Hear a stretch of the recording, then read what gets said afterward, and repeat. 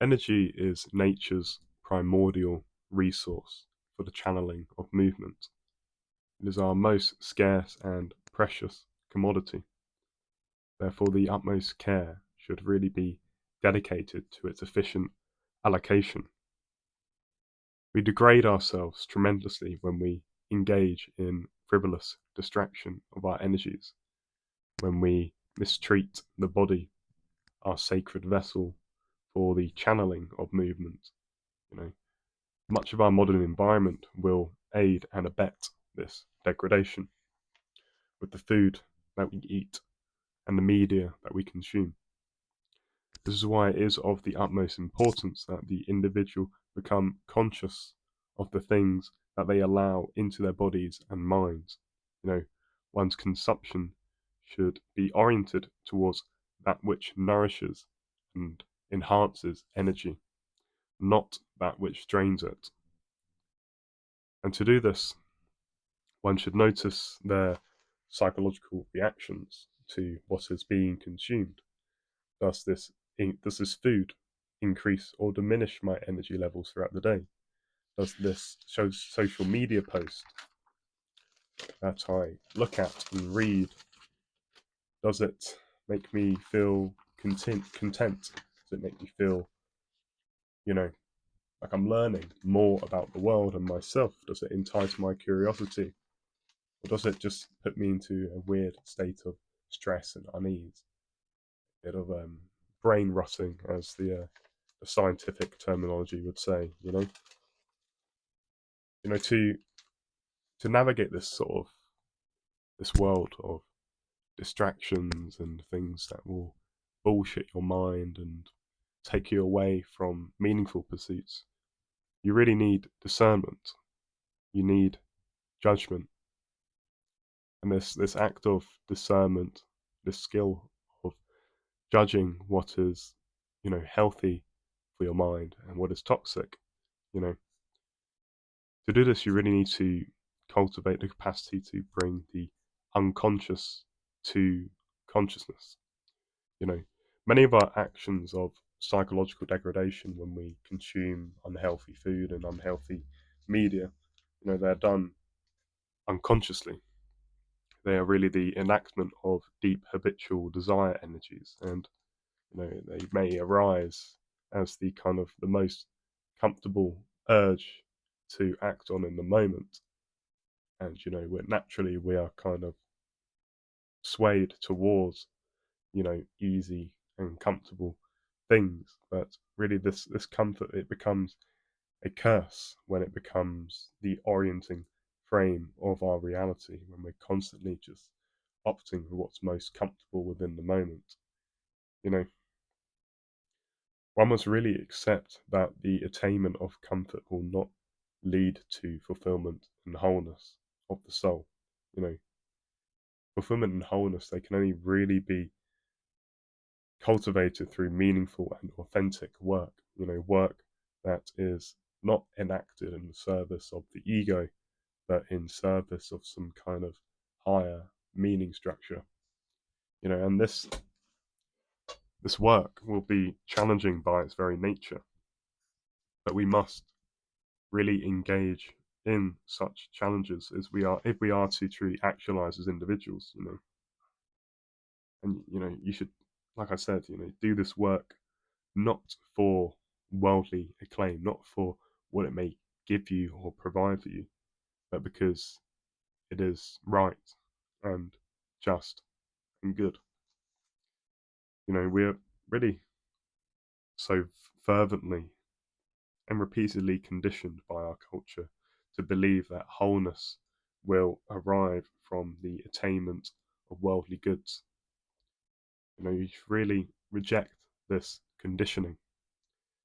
Discover within yourself, independent from what you've been told by your culture.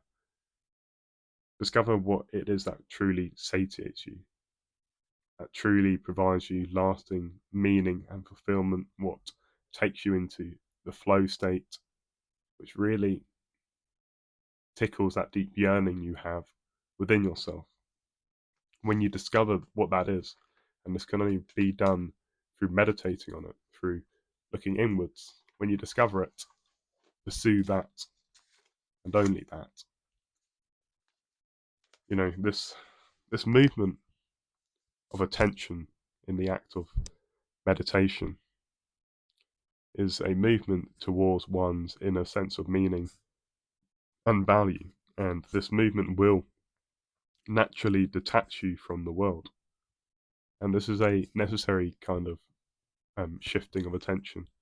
This isn't to say that you will totally ignore the world, but you need to discover within yourself what you truly value, before you can then reintegrate with the world in a more meaningful, more conscious and directed manner. This act of looking inwards, moving your attention inwards, and assessing, understanding, comprehending your patterns. This act is a cultivation really of true sovereignty over your mind and your attention, and thereby your energy. If you do this, you will not be swayed by the disruptive, decadent meaning systems of today, with its obsessions with materialism and status and shiny objects. Instead, you will discover your true center, that self-evident part of you that lies independent of the noisy matterings of the external world.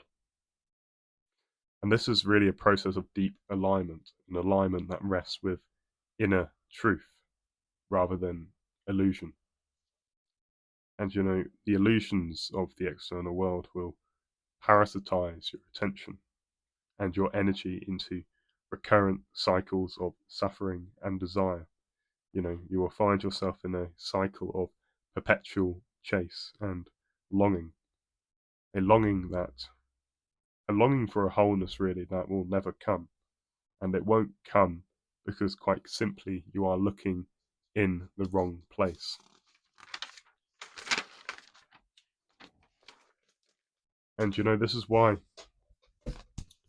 one must really become conscious of the manner in which they are looking upon the world, to the manner in which they are directing their attention and energy currently. This is the cultivation of mindfulness. Mindfulness is really the conscious allocation of attentional energies, and it is our most direct path towards cultivating conscious sovereignty.